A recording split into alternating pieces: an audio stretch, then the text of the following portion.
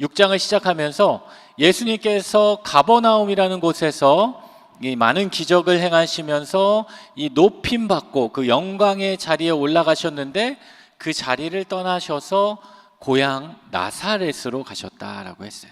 이 고향 나사렛은 태어난 곳이 아니라 예수님이 자라왔던 곳이고 그의 친족들이 다 거하던 그러한 고향이었어요. 그 나사렛으로 가심으로 영광의 자리에서 낮은 자리로 가셨던 그 예수님의 모습을 찾아볼 수 있죠. 예수님께서 그런 말씀을 하십니다. 나는 섬김을 받으려고 이 땅에 온 것이 아니라 도리어 섬기려 이 땅에 왔다. 그래서 우리가 이 예수님의 제자가 된다라는 것은 누군가에 의해서 섬김을 받고자 함이 아니라 누군가를 예수님처럼 더 낮은 자리로 가서 섬기려고 왔다라는 것을 우리 예수님의 그 모습을 통해서 살펴볼 수 있었고요. 그 나사렛에 오셔서 예수님께서 하신 이 첫 번째 일은 무엇이었냐면 12 제자들을 이렇게 두 명씩 짝지어서 파송을 하셨습니다. 그래서 파송만 하신 게 아니라 그들에게 권능을 주셨어요. 귀신을 쫓아내는 능력, 또 복음의 능력, 말씀의 능력, 성령의 능력을 그들에게 주시고 그들로 하여금 이 전도하게 가서 말씀을 가르치고 전파하도록 말씀을 주셨습니다. 그리고 그들에게도 그 능력을 주시면서 아무것도 가지지 말고 가라고 했죠. 왜요? 모든 것은 하나님이 채우시고 하나님이 공급하셨다. 그러니까 예수님께서 이 제자들을 부르셔가지고 그들에게 가르쳐 주시고 나서 그게 끝이 아니라 그들을 실전으로 이렇게 보내셨다라는, 다시 말하면 그들의 삶의 자리로 나아가서 직접 예수님의 제자로 살아가도록 이끄셨다라는. 그래서 그런 생각을 해봅니다. 저희가 이렇게 매 주마다 성경 공부를 하는데 성경 공부를 하고 끝나는 게 아니라 끝나면 물론 점심 먹고 두 명씩 여러분 다 파송하시는 다 두 명씩 파송해서 또 이 제자들처럼 복음을 증거하고 또 돌아와서 내가 만났던 그 은혜들, 경험들을 또 함께 나누는 그런 것도 참 의미가 있겠다라는 생각을 하게 됩니다. 이 복음서에 등장하는 이 예수님께서 제자들을 세워가는, 제자들을 만들어가는 그 과정을 보면요, 제가 보니까 한 이 4단계로 정리할 수 있을 것 같아요. 예수님의 제자 훈련이라고도 할 수 있는데, 예수님께서는요 먼저 제자들을 어떻게 하냐면 첫 번째는 부르셔. 제자가 스승을 선택하는 게 아니에요. 제자가 내가 누구에게 배울까? 어떤 선생님에게 배울까? 그 스승을 선택하는 게 아니라 예수님은요 그 제자들을 직접 찾아가 주셔서 불러주셨다라는. 그런데 그들에게 자격이 없어도, 그들에게 능력이 없어도, 연약해도 부족해도 불러주신다. 여러분, 그래서 주님의 부르심은 은혜예요. 은혜. 한량없는 은혜예요. 자격 없는 우리를 찾아오셔서 우리를 먼저 불러주신다. 여러분, 어부를 부르시고 세리를 부르셨잖아요. 죄 많은 사람들을 예수님은 예수님의 제자로 부르셨어요. 여러분 생각해 보세요. 예수님이 이 제자를 삼으실 때 누구를 삼으면 편하겠어요? 조금 그 당시 지식도 있고 조금 이게 높은 바리새인이나 사두개인이나 또 율법학자나 이런 사람들을 부르면 더 어떻게 보면 이게 편할 수도 있었겠지만 그 당시 멸시당하는 죄인이라 취급당하는 세리를 부르시고 또 이게 물고기 잡는 어부들을 부르시고 그냥 평범한 사람들을 택하셔서 부르셨다. 그리고 부르시고 나서 어떻게 해요? 두 번째로 가르치시는 거예요. 참 이게 예수님의 제자를 삼으시는 모습을 보면요, 부르시고 나서 가르친다. 우리가 착각하는 것 중에 하나는 뭐냐면 우리가 주님의 일을 하려고 하면은 내가 어느 정도 준비되어야 한다라고 생각할 때가 있어요. 아직 저는 부족한데요. 저는 더 배워야 되는데요. 저는 더 신앙이 자라야 되는데요. 여러분, 점점 그런 시즌이 다가오고 있어요. 내년도 구역장을 세우고 권차를 세우고 교구장을 세워야 되는데, 그럴 때마다 어떻게 해요? 목사님, 저는 아직 부족해서요. 조금 몇 년 더 하고 다음에 할게요. 왜 그래요? 우리 마음 가운데 그런 마음이 있어요. 나는 아직 자격이 안 됐다. 아직 준비가 안 됐다. 그런데 예수님이 제자를 세워가시고 하나님의 일들을 맡기시는 것을 보면 예수님은요, 그 자격을 다 갖춘 사람을 부르신 게 아니라 자격이 없을지라도 그 사람을 부르셔서 가르치시고 그 일을 이루게 해 가신다. 그래서 어떻게 해요? 내가 그 일을 감당하면서 믿음이 자라게 하고 그 일을 감당하면서 하나님의 제자로 삼아 가시는 거예요. 여러분, 그렇지 않습니까? 우리 지금 교구장님, 구역장님도 다 그러시죠? 나는 목사님, 저는 자격이 다 돼서 교구장 했고 구역장 했어요. 다른 구역장은 몰라도 저는 자격이 충분해서 지금 구역장 하고 있습니다 라는 분 계실 수도 있지만, 여기서 또 드시면 안 되니까 계실 수도 있지만, 어떻습니까? 다 우리는 부족하고 연약하지만 하나님의 일을 하나님이 부르셔서 내가 거기에 순종하고, 또 나도 바쁘고 여러 가지 일들이 있지만 내가 그런 것들을 헌신하고 주의 일을 감당하며 나아갈 때 하나님께서 나를 하나님의 풍성한 제자로 세워 가신다라는 거. 여러분, 믿으십니까? 믿으시죠? 아멘 하셨어요. 그렇다는 거예요. 부르시고 가르치신다. 그리고 세 번째는 어떻게 해요? 부르시고 가르치신 목적은 뭐냐? 보내시기 위한 거예요. 보내시기. 그냥 나 혼자 지식으로 예수님을 알고 나 혼자 하나님을 알고 내 믿음이 나 혼자 자라는데 신앙생활의 목적은 있지 않다라는 거예요. 신앙생활의 목적은 내가 받은 은혜, 내가 받은 말씀, 내가 품은 그 사랑을 전하는 거예요. 나누는 거예요. 실제로 그곳에 가서 하나님 나라의 복음을 전파하기 위해 나아간다. 그렇게 되면 어떻게 해요? 예수님이 그 사람을 하나님의 동역자로 세워주시는, 그제서야 하나님의 동역자가 될 수 있다라는. 여러분, 이 네 가지 단계를 기억하시면 좋겠어요. 먼저 하나님이 나를 부르신다. 자격이 없지만 나를 부르시고 말씀으로 가르치시고 그리고 우리를 보내주신다. 그래서 우리로 하여금 하나님의 동역자가 되게 인도해 주신다라는. 자, 지난 시간에 우리 그런 말씀을 우리 공부했고요. 오늘 12절 말씀부터 같이 한번 읽어보겠습니다. 12절 같이 읽어볼게요. 27페이지입니다. 6장 12절 같이 읽겠습니다. 제자들이 나가서 회개하라 전파하고. 제자들이 나가서 그들이 외쳤던 말씀은 무엇이냐? 하나님 나라의 복음을 증거하는데, 그들이 하나님 나라의 복음을 전파할 때 그들이 전하는 그 복음의 가장 첫 핵심은 무엇이냐? 회개하라. 회개하라. 여러분, 세례 요한 기억하시죠? 세례 요한이 이 땅에서 하나님께 받은 그 사명은 무엇입니까? 그가 전파했던 말씀은 뭐예요? 회개하라, 천국이 가까이 왔도다. 회개하라라는 거예요. 회개하라. 이 회개라는 단어는 이 헬라어로 메타노이아라는 단어죠.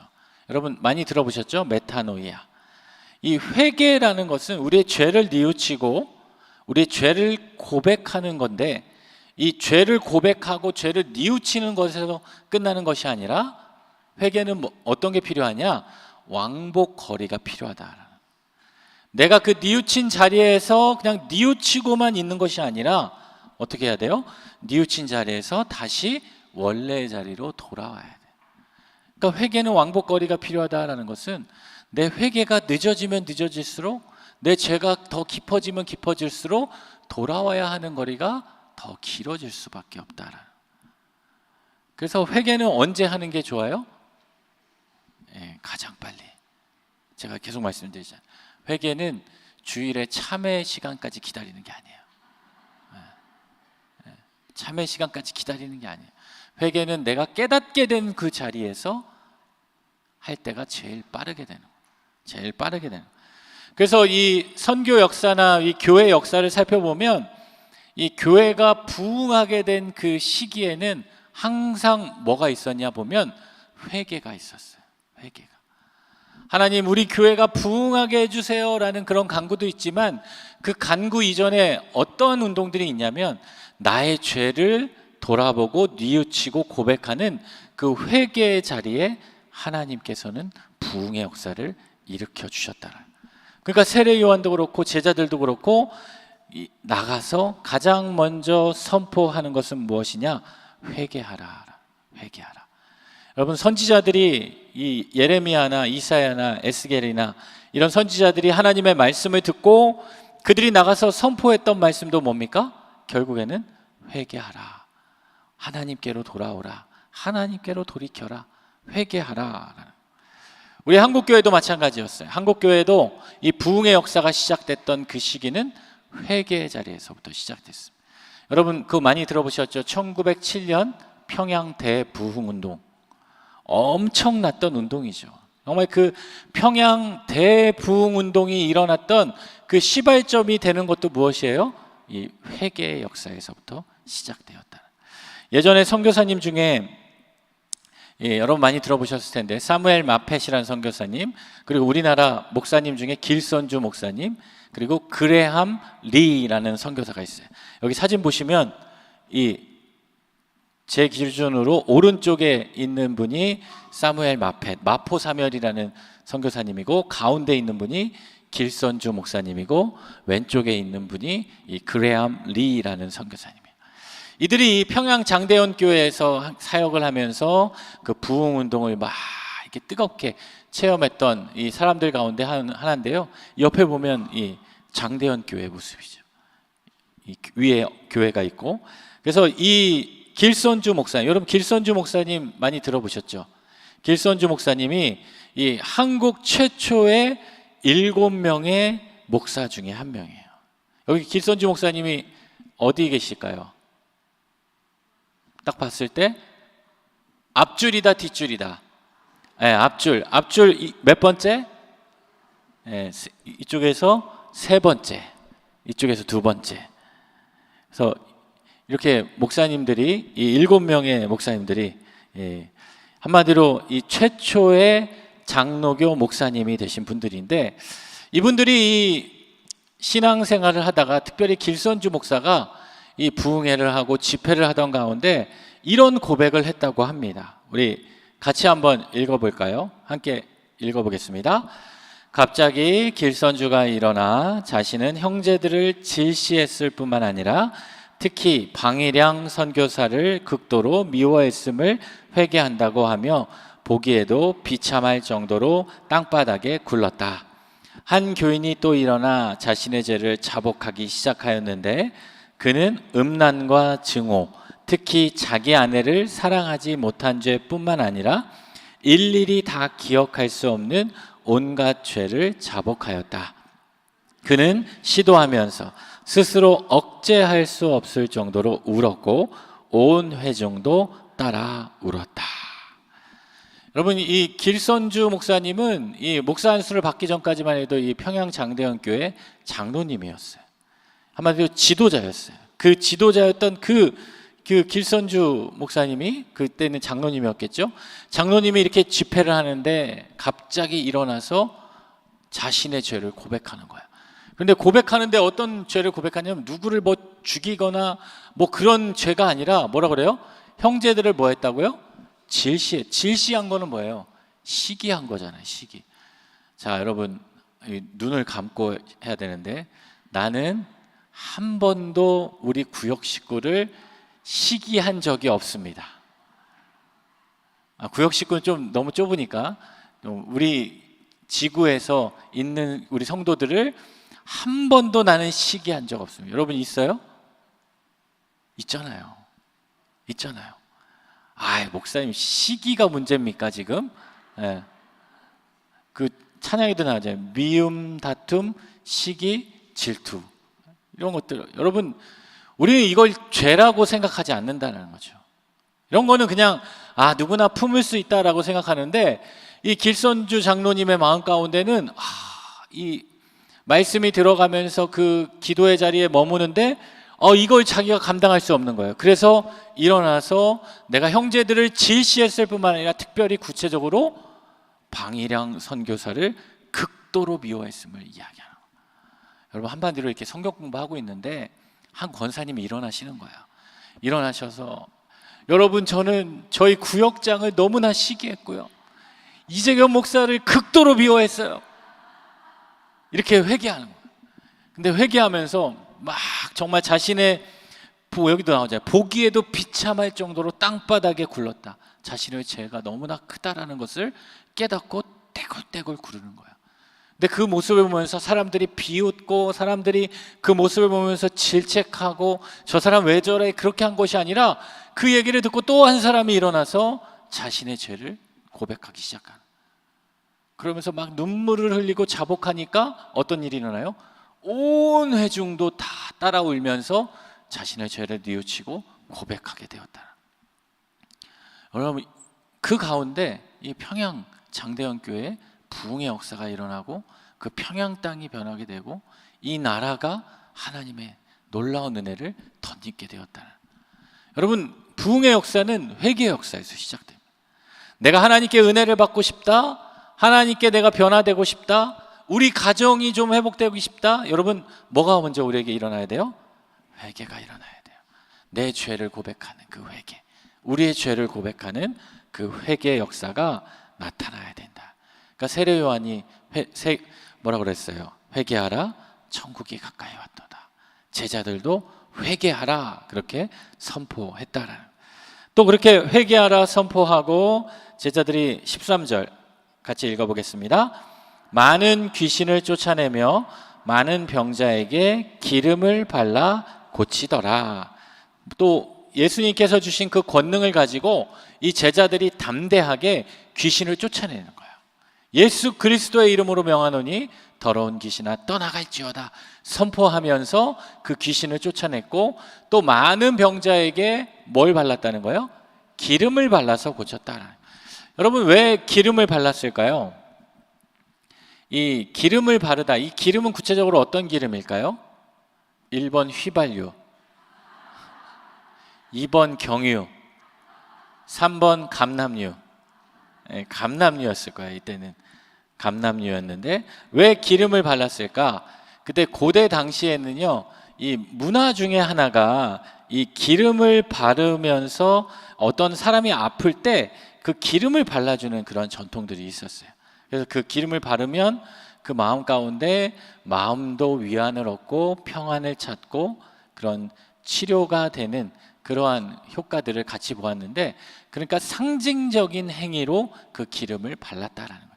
그러니까 그 기름에 능력이 있는 것이 아니라 그냥 기름을 발라주면서 그 사람의 마음을 풀어주면서 함께 기도했다라는.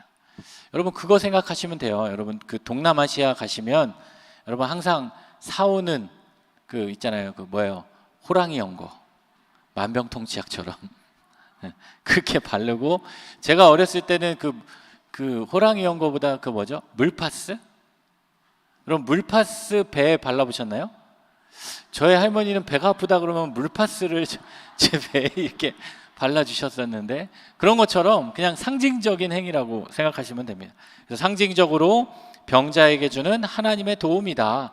그래서 야고보서 5장 14절에도 보면 병든 자들이 있느냐 교회 장로들에게 청할 것이요 그들은 주의 이름으로 기름을 바르며 그를 위하여 기도할지라. 그래서 우리 개신교는 그러한 전통들이 지금은 많이 없는데요, 이 천주교나 이런 정교회 같은 데 보면 아직도 그런 향유 같은 거, 그래서 어느 뭐 성당이나 어떤 데 가면 그런 이 기름 같은 거 이렇게 많이 팔거든요. 근데 그런 걸 팔다 보니까 마치 뭐예요? 그곳에서 사오면 그 기름에 효능이 있는 것처럼. 네. 그러니까 거의 마치 무슨 그런 약간 형식적이고 우상적인 그런 모습으로 빠지게 되는 그런 모습들도 볼 수 있는데, 그런 상징적인 행위였다. 그리고 여기 기름을 발라 고치더라, 이 고치더라라는 이 단어의 이 원어적인 의미를 살펴보면 고친다, 치료한다라는 의미도 있는데요, 여기는 어떤 의미도 있냐면 시중들다, 섬기다라는 의미도 있어요. 그러니까 누군가를 내가 고친다라는 것은 그런 치료의 의미도 있지만 그 사람을 내가 섬겨줌으로 그 사람의 질병이 고쳐질 수 있다라는 거. 그러니까 여러분, 내가 누군가를 간호하고 그런 모습들이 내가 저 사람을 고쳐줄 수 없는데 그런 마음이 아니라 내가 이렇게 시중 들고 내가 섬겨주는 이 마음을 통해서도 그 사람의 질병이 고쳐질 수 있게 된다. 왜요? 예수 그리스도의 이름으로 우리가 기도하면서 섬기기 때문이죠. 또 14절 말씀 같이 읽어볼게요. 이에 예수의 이름이 드러난지라 헤롯 왕이 듣고 이르되 이는 세례 요한이 죽은 자 가운데서도 살아났도다. 그러므로 이런 능력이 그 속에서 일어나느니라 하고. 자, 이 제자들이 예수의 이름으로 귀신을 쫓아내고 많은 병든 자들에게 기름을 발라서 고치는 일들이 일어나니까 어떠한 역사가 나타났다는 거예요? 어떤 역사? 예수의 이름이 드러난지라. 예수의 이름이. 여러분, 이 제자들이 지금 어떠한 일을 했고 무슨 일을 했는데 이 예수의 이름이 드러났다. 그 말은 이 제자들이 둘씩 짝지어서 복음을 전한 이 일들이 정말 자신들의 영광을 위하여 한 것이 아니라 예수 그리스도의 이름을 드높이는 일들을 해왔다. 여러분, 우리가 머문 자리에서, 내가 섬기는 자리에서 누구의 이름이 드러나야 된다는 거예요? 예수의 이름이 드러나야 되는 거야. 나의 이름이 드러나는 것이 아니라, 나의 영광이 드높아지는 것이 아니라 누구의 이름? 예수의 이름이 드러나요. 그러니까 이 제자들이 지금 둘씩 파송되어서 예수님께서 보내주신 그 일을 잘 감당한 것 같아요? 아닌 것 같아요? 잘 감당하고 있었다라는, 예수의 이름이 드러나게 된 거예요. 그러니까 공개적으로 예수의 이름이 드높아지기 시작한 거예요. 그래서 이 예수의 이름을 누가 듣게 됩니까? 헤롯 왕이 듣게 되는 거예요. 헤롯 왕. 여러분, 이 본문에 나오는 이 헤롯이라는 왕은요, 어떤 왕일까요? 이 복음서에 보면 헤롯이라는 사람이 많이 등장하잖아요. 예수님이 태어났을 때 그 어린아이들을 다 죽여라 라고 명령했던 그 사람이 누구였어요? 헤롯이었어요. 헤롯이라는 왕이었는데, 그 헤롯은 여기 14절에 나오는 그 헤롯의 아버지, 그 사람은 헤롯 대왕이라고 하죠. 헤롯 대왕. 그리고 여기에 나온 헤롯은 헤롯 안티파스, 헤롯 안디바, 헤롯의 아들에 해당되는 사람입니다. 헤롯의 넷째 아들이에요. 그래서 이 넷째 아들이 왜냐? 그 갈릴리와 베레아 지방의 분봉왕이었거든요. 그래서 이 헤롯 대왕과 말타스가 결혼해서 낳은 아들 헤롯 안티파스, 그 사람이 바로 여기 나오는 헤롯이다. 그래서 그 왕이 들었다라는 거예요. 여러분, 왕이 들을 수 있는 소식은 모든 소식을 들을 수 있지만 특별히 이 왕에게는 그냥 이 궁전 안에만 머물러 있기 때문에 자신이 듣고 싶다고 해서 다 들을 수는 없었을 거예요. 왜요? 다 그 소식들이 걸러져서 들어오겠죠. 신하들을 통해서 이 소식을 듣게 될 거예요. 근데 그 신하들이 왕이 듣기 싫은 소리는 어떻게 해요? 차단하겠죠. 차단할 거예요. 왕이 듣기 싫은 소리는 차단하고 왕에게 보고하지 않을 거예요. 그럼에도 불구하고 예수의 이름이 드러났다? 이 헤롯과 이 예수의 관계는 어떤 관계였을까요? 좋은 관계는 아니었죠. 좋은 관계는 아니었어요. 근데 특히 이 헤롯이라는 사람이 누구를 죽였어요? 세례 요한을 죽였잖아요. 세례 요한을 죽인 왕이었어요. 그런 상황 가운데서 예수의 이름이 드러나게 됐다.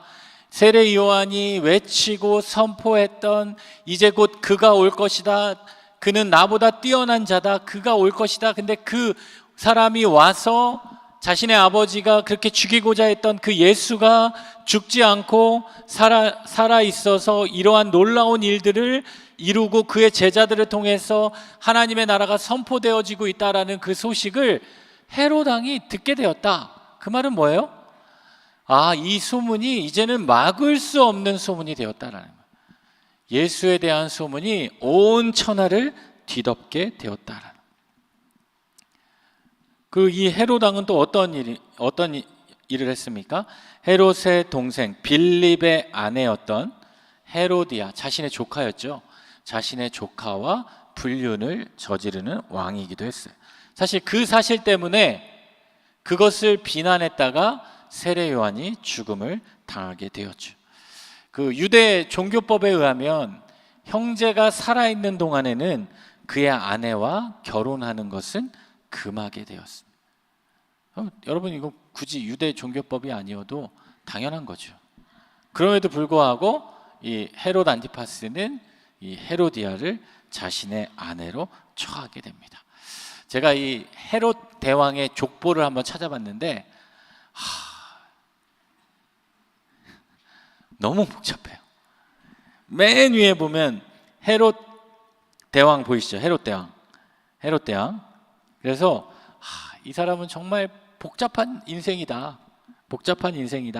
그래서 이 간단하게 정리를 해보는데 이 글씨가 크진 않은데 이 첫 번째 부인이 있고 두 번째 부인이 있고 두 번째 부인을 통해서 낳은 그 손녀가 헤로디아라는 사람이고, 이 헤로디아는 누구예요? 셋째 부인을 통해 낳은 헤롯 빌립과 결혼을 합니다. 그런데 이 넷째 부인을 통해서 낳은 헤롯 안티파스, 우리 성경에 지금 나오는 그 헤롯이 헤롯 빌립의 아내였던 이 헤로디아를 취하게 되죠. 그리고 헤롯 빌립과 헤로디아가 결혼해서 낳은 그 자녀가 살로메라는 여인이에요. 그러니까 여러분, 복잡하잖아요. 그냥 그렇게 생각하세요. 참 복잡하다. 복잡한 인생이다.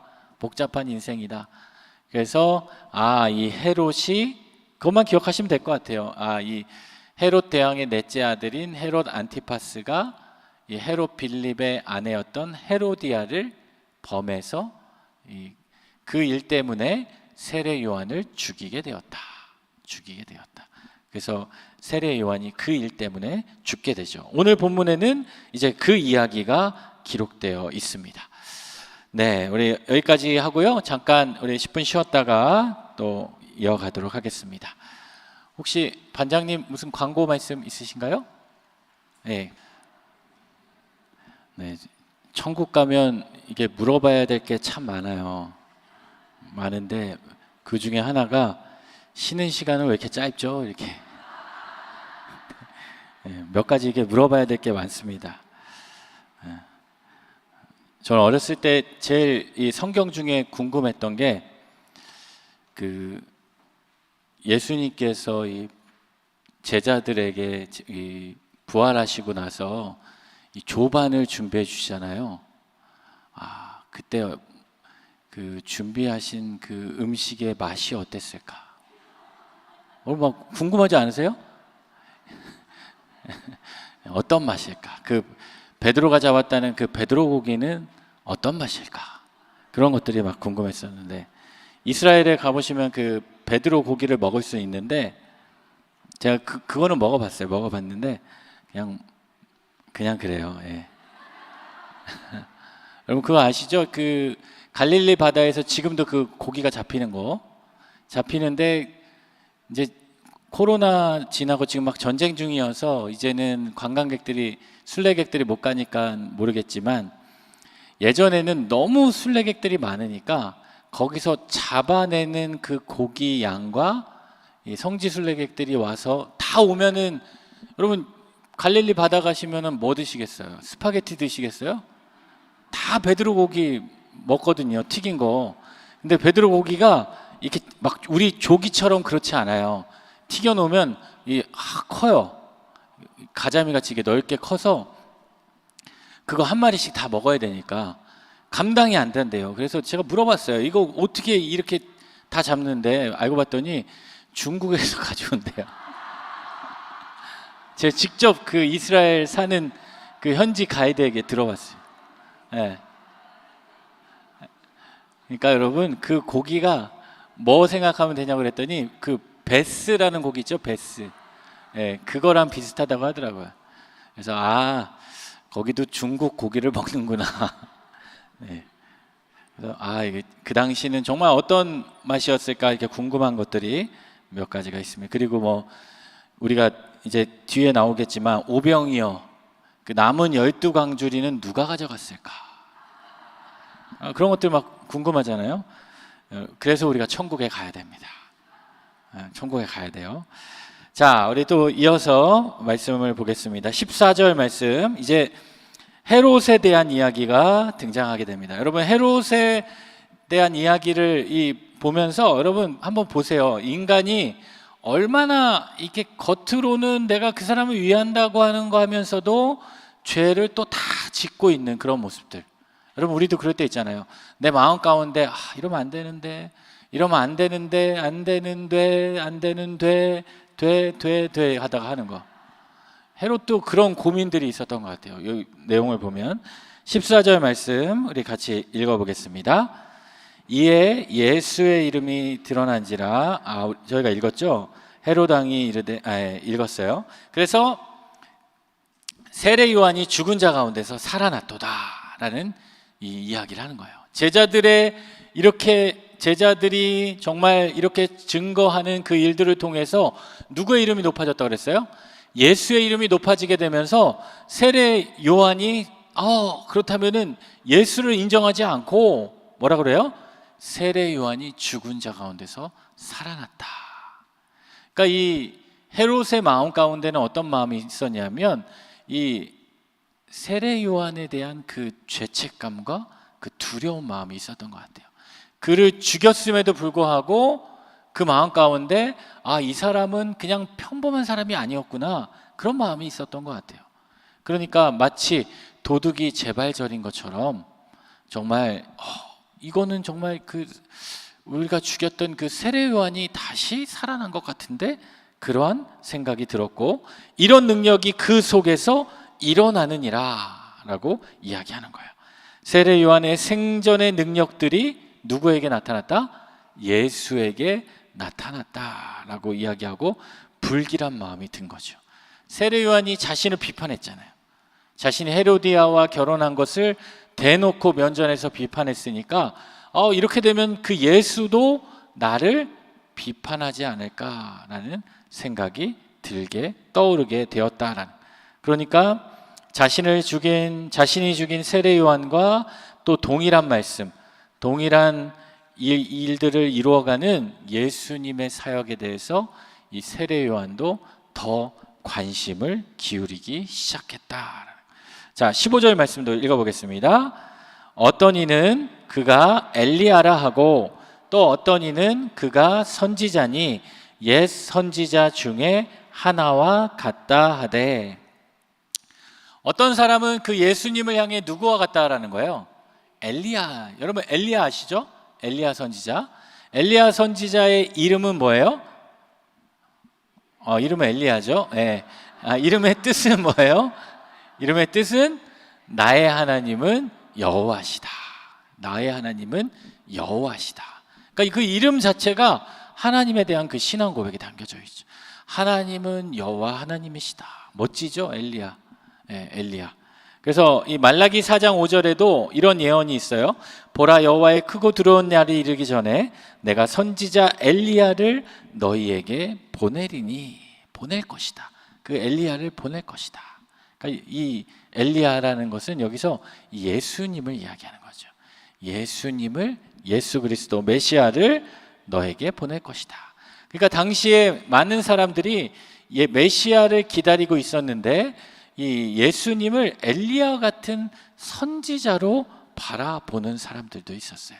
그 가운데 예수님이 바로 메시아다라는 것을 믿는 사람들도 있었지만 여전히 그렇게 예수님의 행하신 그 일들을 보면서 이 말라기 선지자가 예언했던 그 엘리야가 바로 이 예수님이구나. 그래서 그 예수님을 하나님의 아들로 인정하지 않고 그냥 이런 위대한 선지자 중에 한 명이겠구나라고 생각하는 사람들도 있었다.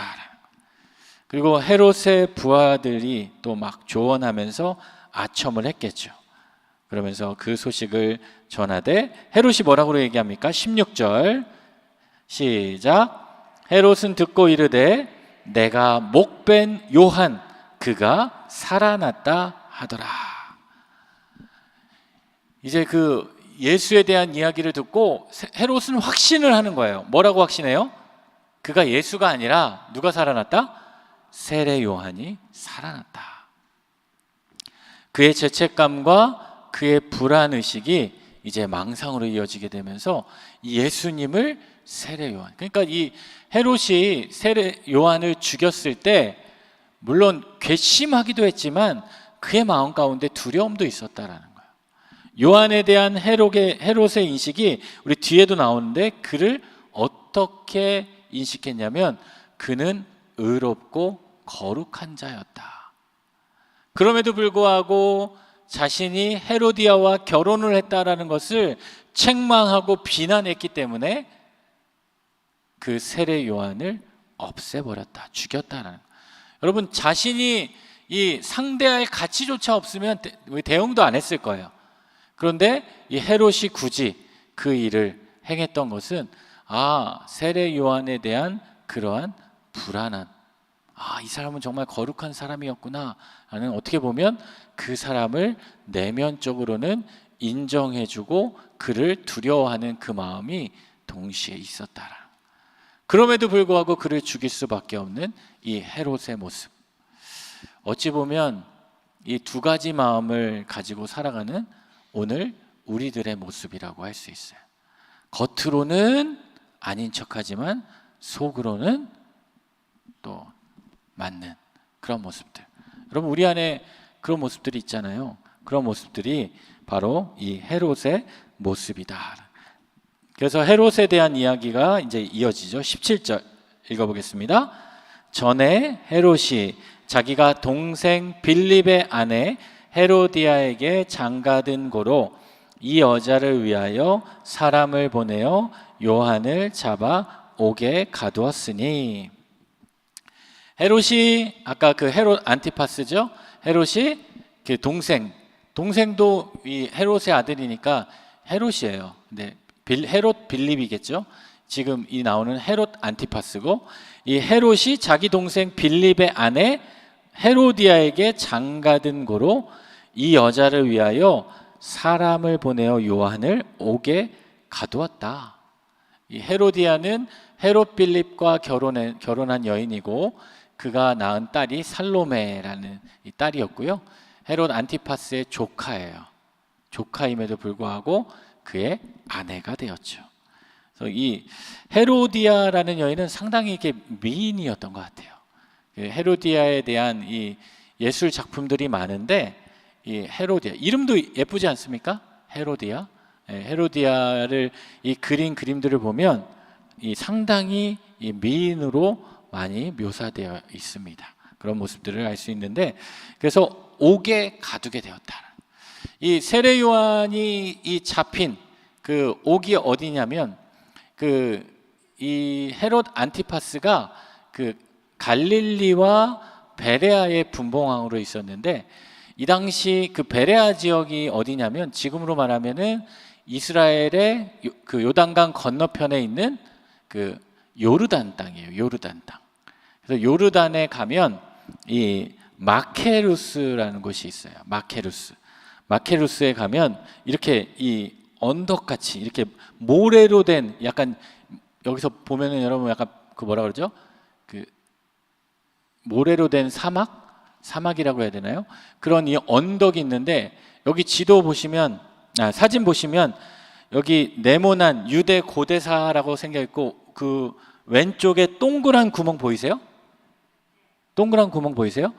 예, 저기가 바로 세례 요한이 갇혔다라고 하는 그 감옥으로 추정하고 있어요. 지금도 실제로 가면 있습니다. 그래서 유대 고대사에 보면 결국 요한은 앞에서 언급했던 마케루스 요새에 있는 감옥에 갇혀 있다가 거기서 죽음을 당했다라는 그런 기록이 있어요. 그래서 요르단에 가면 이 마케루스, 이 세례 요한의 감옥에 가볼 수 있는데, 제가 여기를 가봤어요. 가봤는데 그 안에 그 안에 그냥 동굴이에요. 동굴인데 그 감옥같이 돼 있어서 그곳에 가봤는데 그냥 정말 아무것도 없었겠다. 그냥 모래로 된 그 흙으로 되고 그 안에 돌로 쌓여진 그 요새예요. 주변에는 아무것도 없어요.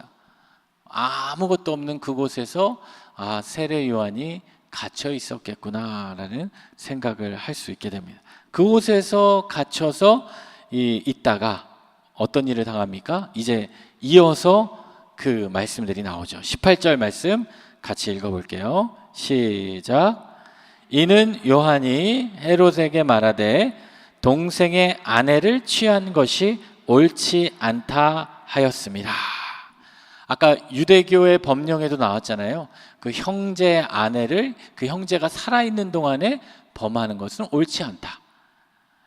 근데 그것뿐만 아니라 또 레위기 20장 21절, 이 렘이 아니라 예레미야가 아니라 레위기 20장 21절에 보면 누구든지 그의 형제 아내를 데리고 살면 더러운 일이라 그가 그의 형제의 하체를 범함이니 그들에게 자식이 없으리라. 그러니까 이 근친 상간을 금지하고 있는데 그것을 이 헤롯 안티파스가 범하였고, 근데 왕이다 보니까 아무도 그에게 그것이 죄다 잘못이다 이야기하지 않는 거예요. 그래서 그 사람을 향해서 세례 요한이 이제 꾸짖기 시작하는 거죠. 당신이 지금 그것은 잘못입니다.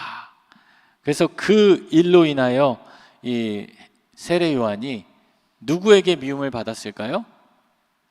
헤롯에게도 미움을 받았고 그의 아내였던 헤로디아에게도 미움을 받기 시작합니다. 19절 말씀 같이 한번 읽어볼게요. 헤로디아가 요한을 원수로 여겨 죽이고자 하였으되 하지 못한 것은, 헤로디아가 요한을 원수로 여겼다. 그러니까 그의 마음 가운데 이제 세례 요한을 죽이고 싶고 그를 정말 얄미워 죽겠는 거예요. 그러니까 그에 대한 증오로 사무치게 되었고, 죽이고자 하였다라는 말은 뭐예요? 자신의 남편이 누구예요? 헤롯이잖아요. 왕이잖아요. 그러니까 어떻게 해요? 계속적인 간청이 있었을 거라는 거예요. 계속 간청이 있어요. 그럼에도 불구하고 이 헤롯은 그 세례 요한을 죽이지 못한 이유가 20절에 나오죠. 20절 말씀 읽어볼게요. 헤롯이 요한을 의롭고 거룩한 사람으로 알고 두려워하여 보호하며 또 그의 말을 들을 때 크게 번민을 하면서도 달갑게 들음이러라. 그러니까 이 헤롯의 마음 가운데는 이 세례 요한을 향한 그 마음이 두 가지 마음이 있었어요. 그 자신을 비난하는, 자신의 결혼을 비난하는 그것에 대한 밉고 증오하고 죽이고 싶은 그 헤로디아와 같은 마음이 있었지만, 또 동시에 어떤 마음이 있었냐면 이 사람은 의롭고 거룩한 사람이었구나. 그러니까 이 사람을 내가 죽이면 되지 않네. 그러니까 이 아직까지 헤롯의 양심이 살아 있으니까 그 이야기, 잘못된 얘기를, 여러분 양심이 살아 있으면 누군가 나에게 내 죄에 대한 이야기를 하면 양심이 살아 있으면 내 마음은 어때요? 물론 기분은 나쁘죠. 기분 나쁘지만 어떤 마음이 있어요? 그게 잘못이구나. 내가 그러면 안 됐었는데, 내가 실수한 건가? 정말 내가 이러면 안 되는데, 그런 마음이 들겠죠. 그런데 계속해서 헤로디아가 어떻게 해요? 아까 죽이고자 하고 계속 요한을 이 옆구리를 계속 찔렀을 거예요. 빨리. 그러다 보니까 어떤 일이 일어났겠습니까? 요한의 남은 그 양심이 어떻게 해요? 죽게 된 거예요. 한마디로 그 성경을 보면 화인 맞았다고 그러잖아요. 양심이 화인을 맞게 되면 어떻게 되냐면, 이 양심이라는 게 원래는 우리 안에 있는 양심이란 단어가 어떤 단어예요? 이 위에 있는 단어잖아요. 자신의 행위에 대해 옳고 그름과 선과 악의 판단을 내리는 도덕적 의가 딱 서서 이것이 잘못된 것이구나, 이거 내가 판단할 수 있는 그런 어진 마음이 우리 안에 있는데, 그 양심이 화인을 맞게 되면 그 마음이 어떤 마음이 돼요? 두 가지 마음으로 갈라지게 되는 거예요. 그래서 겉과 속이 달라지게 되는 거예요. 여러분 잘 생각하세요. 내가 겉과 속이 다르다. 여러분 겉과 속이 다르신 분 있죠? 네, 잘 생각하셔요. 잘 생각하셔요. 그래서 누구와 같이 지내는가도 중요해요. 어떤 사람과 같이 지내는가도 되게 중요해요.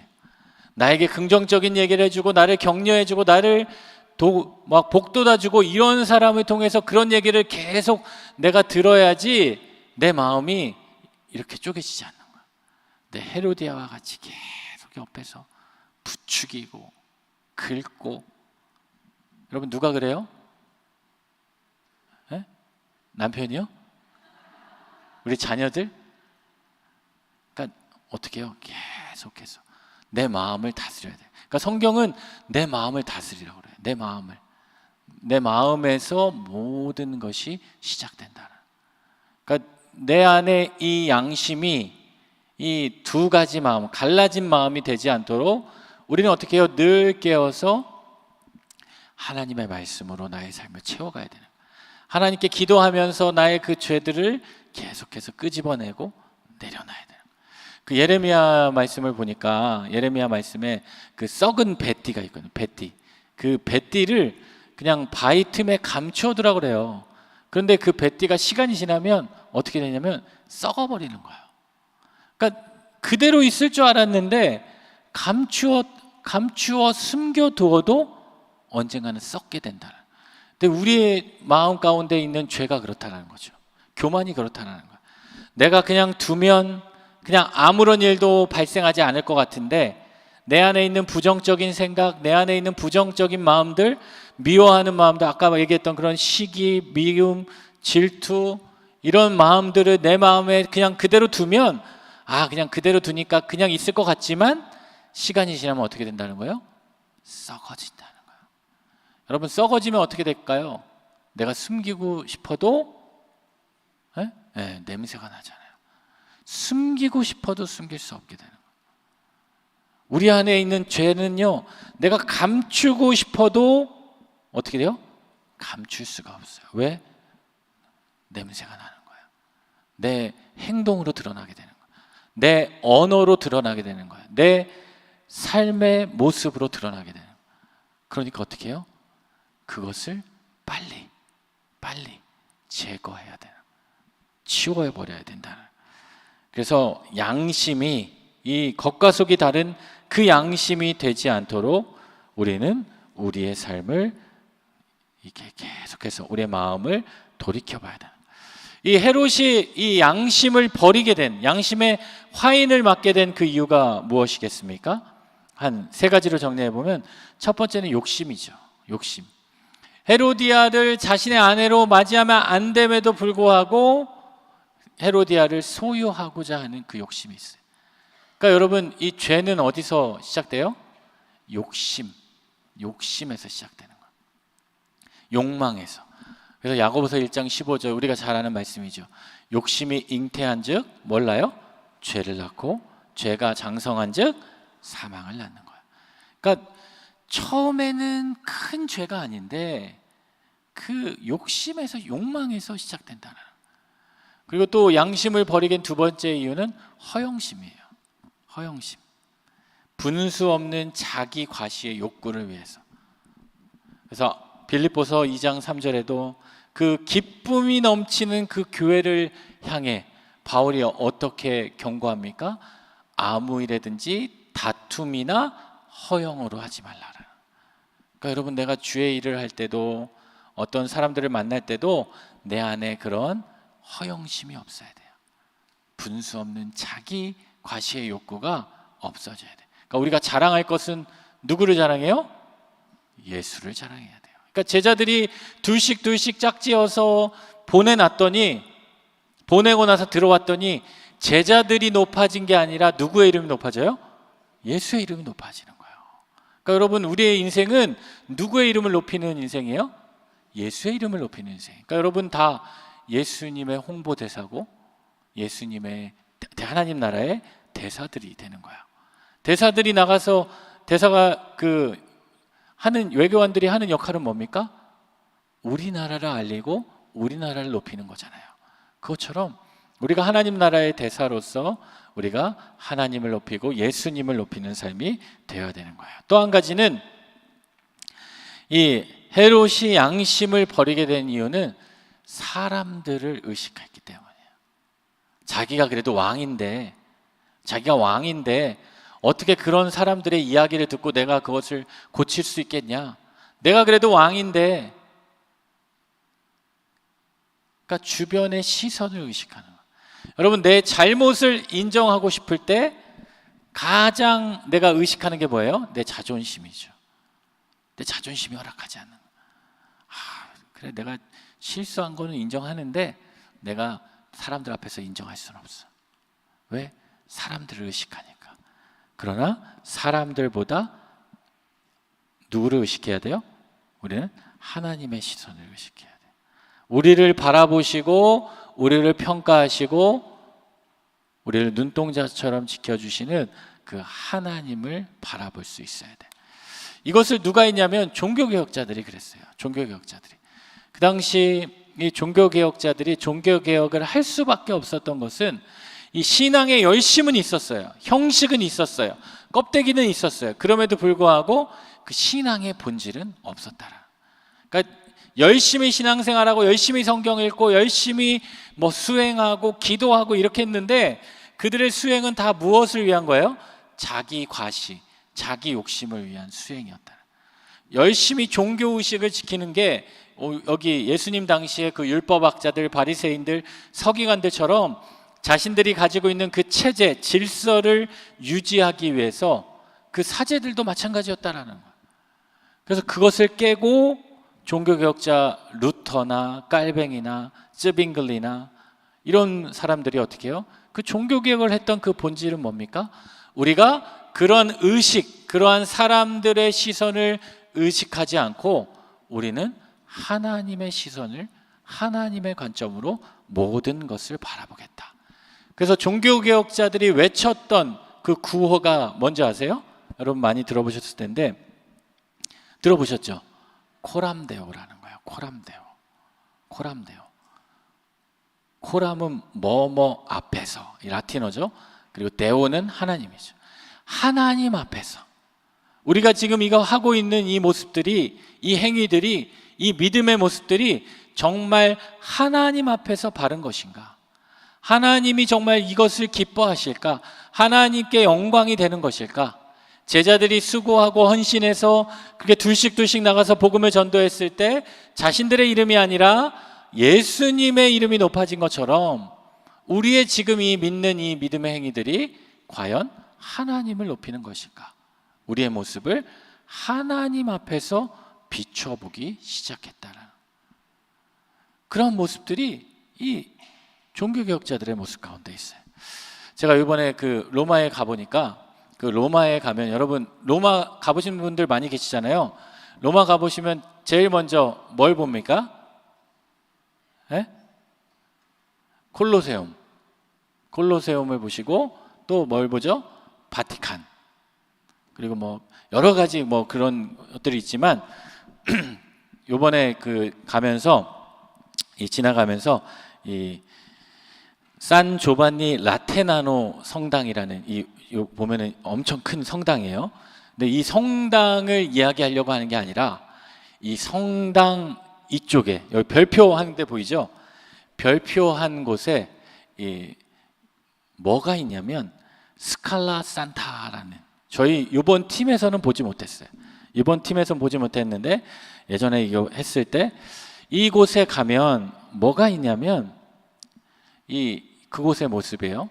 이 예수님께서 빌라도 앞에 섰을 때, 그때 그 빌라도의 법정에 섰을 때 예수님께서 그 핏자국을 흘리면서 그 법정에 올라가셨던 그 계단이 있습니다.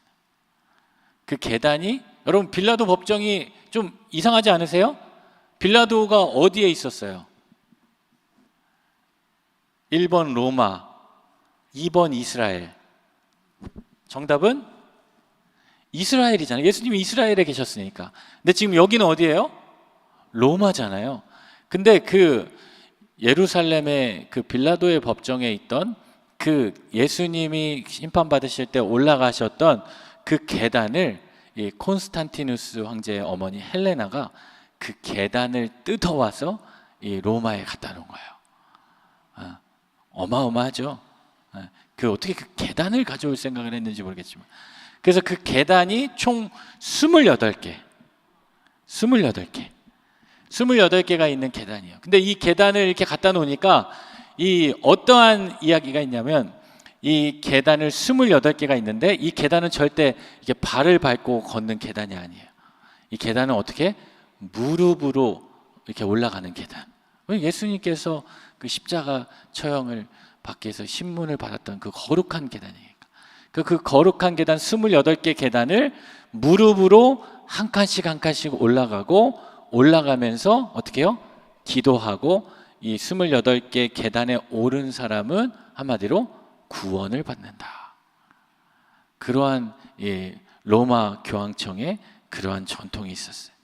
그래서 많은 사람들이 그곳에 가서 그 28개 계단을 올라가면서 기도하고 다시는 구원을 받았다라고. 그런데 1510년에 이 종교개혁자 마틴 루터가, 1517년이 종교개혁인데 10년이니까 7년 전이죠. 종교개혁을 이루기 전에 이 마틴 루터가 1510년에 로마로 성지순례를 가서 이 계단을 가본 거예요. 그 당시 이 루터는 이 로마 교황청의 사제였으니까. 그래서 자기도 무릎을 꿇으면서 올라가면서 기도를 하고 28개 계단을 올라갔는데, 이건 아닌 건 거야. 이게 무슨 우리의 구원을 이루어지냐. 너무나 이런 형식적이고 또 이런 율법적이고 이러한 모습이 쌓이게 되면서 어떻게 해요? 그가 종교개혁을 하게 된 거예요. 우리의 구원은 하나님 앞에 온전히 우리가 서 있을 때 하나님께서 우리에게 은혜를 주는 거지, 우리의 이런 행위나 이런 것으로 우리가 구원을 받는 것은 아니다라는 것을 깨닫기 시작했다는 거예요. 그러니까 이 당시 많은 사람들이 그러한 형식적인 그러한 모습들, 그걸 통해서 우리가 구원을 받을 수 있다라고 하는데, 이 헤롯도 마찬가지였다는, 헤롯도 거기에 사람을 의식하고 하나님 앞에 자신의 삶을 비춰보지 못하니까 그의 것들이 헛된 것인데도 불구하고 그것을 붙잡고 살아가게 됐다라는 거예요. 자, 그래서 21절 말씀 같이 한번 읽어볼게요. 시작. 마침 기회가 좋은 날이 왔으니 곧 헤롯이 자기 생일에 대신들과 천부장들과 갈릴리의 귀인들로 더불어 잔치할세. 기회가 좋은 날이 왔어요. 기회가 좋은 날, 이 헬라어로 유카이로스라고 하는데, 유라는 단어는요 좋은이에요. 굿. 그리고 카이로스는 우리 배웠죠? 적당한 그 때가 왔다는 거예요. 좋은 때가 왔다라는 거예요. 22절 시작. 헤로디아의 딸이 친히 들어와 춤을 추어 헤롯과 그애와 함께 앉은 자들을 기쁘게 한지라. 왕이 그 소녀에게 이르되 무엇이든지 내가 원하는 것을 내게 구하라, 내가 주리라 하고. 헤로디아의 딸이 누구였어요? 살로메라는 여인. 그래서 실제 헤롯 안티파스의 딸이 아니죠. 자신 헤로디아와 헤롯 빌립이 낳은 그 딸이 와서 춤을 추는 거야. 원래 그 왕들이 모인 그곳에는 이렇게 뭐 공주가 잔치에 나와서 춤을 추거나 그러진 않은데, 여기 춤을 추게 된 것은 그 의도가 담겨 있는 거예요. 일부러 헤로디아가 자신의 딸 살로메를 한마디로 그 자리에 오게 해서 이걸 통해서 무언가 일을 벌이려고 하는 흉악한 의도가 담겨져 있었죠. 그러면서 맹세를 하죠. 뭐라 그래요? 내가 원하는 것을 내게 구하라, 내가 줄 것이다. 23절 읽어보겠습니다. 또 맹세하기를 이제 내게 구하면 내 나라의 절반까지도 주리라 하거늘. 또 뭐라 그래요? 헤롯이 또다시 맹세합니다. 이번에 자신의 말을 맹세로 확증해요. 뭐라 그래요? 내 나라의 절반까지도 주리라. 절반까지도. 이 내 나라, 이 헤롯이 말한 그 나라는 어떤 나라겠어요? 헤롯이 이 당시에 그 이스라엘 전체를 다스리는 사람이 아니라 헤롯은 분봉왕이었거든요. 그러니까 헤롯이 다스리는 나라는 여기 지도에 보시면 여기 별표 보이세요? 별표 위쪽이 갈릴리라는 지역이고 이 아래쪽 별표가 이 베레아라는 지역이에요. 이 두 지역을 다스리는 사람이 바로 이 헤롯이었어요. 근데 이 내 나라의 절반까지도 주리라라는 것은 그냥 정말 네가 원하는 모든 것을 내가 해주겠다라는 그 당시 관용적인 표현이기도 했고요. 그 성경을 보면 그 열왕기상 13장 8절에 하나님의 사람이 여로보암에게 이야기도 하고, 여러분 잘 알고 있는 에스더가 있을 때 그 아하수에로 왕도 에스더에게 이야기하죠. 네가 원하면 나라의 절반까지도 줄 것이다 라고 이야기하는 그 표현을 찾아볼 수 있어요. 그리고 24절 말씀 같이 읽어보겠습니다. 그가 나가서 그 어머니에게 말하되 내가 무엇을 구하리이까? 그 어머니가 이르되 세례 요한의 머리를 구하라 하니. 자, 이 이야기를 듣고 이 살로메가 어떻게 합니까? 누구에게 가요? 어머니 헤로디아에게 가요. 이 장면이 참 이상하죠. 만약에 지금 이 살로메에게는 인생 최대 기회가 온 거예요. 그러면 여러분 뭘 달라고 해요? 예를 들어서 요즘 아이들 뭘 달라고 해야 돼요? 그러면 닌텐도 DS를 주세요. 아이폰을 주세요. 뭐 컴퓨터를 주세요. 뭐 자전거를 사주세요. 뭐 피아노를 사주세요. 뭐 그런 걸 얘기해야 되는데 그런 걸 얘기하지 않고 어머니에게 그 즉시 가서 이야기하니까 또 그 어머니는 뭐라고 해요? 마침 그래 내가 한번 한 하루 정도 기다려, 우리 집에 뭐가 필요한지 한번 살펴보자. 그게 아니죠. 바로 뭐라 그래요? 요한의 머리를 구하라. 여러분 사실 그 어머니가 그 자신의 딸에게 이게 할 얘기는 아니잖아요. 설사 자기가 그것을 원한다고 해도, 그럼에도 불구하고 이것을 이야기한다는 것은 이미 헤로디아와 살로메는 치밀한 계획을 짜고 있었다. 그리고 25절 말씀 읽어볼게요. 그가 곧 왕에게 급히 들어가 구하여 이르되 세례 요한의 머리를 소반에 얹어 곧 내게 주기를 원하옵나이다 하니. 어떻게 해요? 달라고 하죠. 이 이야기를 듣고 헤롯의 반응을 봅시다. 26절 왕이 심히 근심하나 자기가 맹세한 것과 그 앉은 자들로 인하여 그를 거절할 수 없는지라. 근심했지만 헤롯은 무엇을 의식하는 사람이었어요? 사람을 의식하는 사람이에요. 자신의 체면, 지위를 의식하는 사람들이에요. 그래서 거절하지 못하고 결국 처형하게 됩니다. 27절까지만 오늘 보겠습니다. 왕이 곧 시병 하나를 보내어 요한의 머리를 가져오라 명하니 그 사람이 나가 옥에서 요한을 목베어 곧 즉각적으로, 그러니까 악으로 달려가며 피를 흘리기에 빠른 악인들, 이 악한 행동도 빠르게 일삼는 그러한 모습을 살펴볼 수 있습니다. 뒤에 이 세례 요한이 대한 이 그림들이 있는데요. 조금 약간 좀 잔인한 그림도 있어서 여러분 식사하셔야 되니까 다음 시간에 더 건강한 모습으로 제가 또 소개하도록 하겠습니다. 오늘은 이 27절까지 살펴보고요. 우리 구역 공과를 한번 보도록 하겠습니다. 구역 공과 이번 주는 우리 선교사님들이 1부부터 5부까지 말씀을 전하시느라 이번 주 공과 대신에